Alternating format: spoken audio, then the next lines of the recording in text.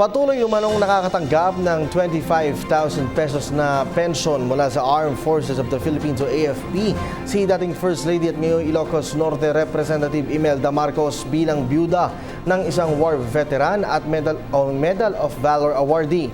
Sa oral arguments kahapon ng Korte Suprema, sinabi ni Solicitor General Jose Calida na simula pa ng April 1994 ay nakakuha na ng 5,000 pisong pensyon ang dating First Lady mula sa Philippine Veterans Affairs Office o PBAO, alinsunod na rin sa Republic Act No. 7696. Maliban naman dito, may bukod din daw na 20,000 pesos kada buwan. Ang dating unang ginang dahil naman sa pagiging Medal of Valor awardee ni dating Pangulong Ferdinand Marcos. Ikinalulungkot naman ito ng isa sa mga petitioner na si Loretta Rosales, dating Commission on Human Rights chairperson at biktima rin ng martial law, at iginiit na dapat itigil ito at bawiin ng pamahalaan ng mga pensyong natanggap ni Imelda Marcos.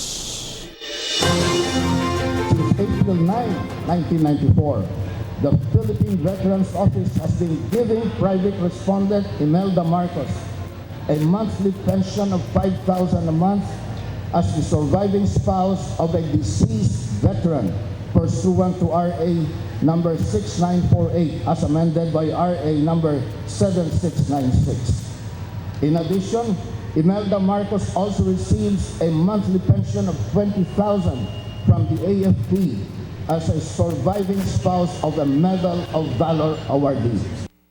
Sana mailabas na yung katotohanan na si Imelda Marcos bilang isang byuda ay naging bahagi nung pagnanakaw na ginawa ni Marcos at yung mismong pananakit na ginawa niya, yung karahasan na ginawa niya sa mga mamamayan.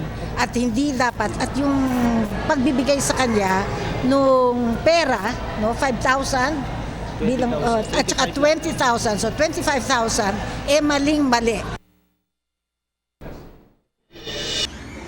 Ako po si Cathy San Gabriel. Subscribe na sa PTV YouTube channel.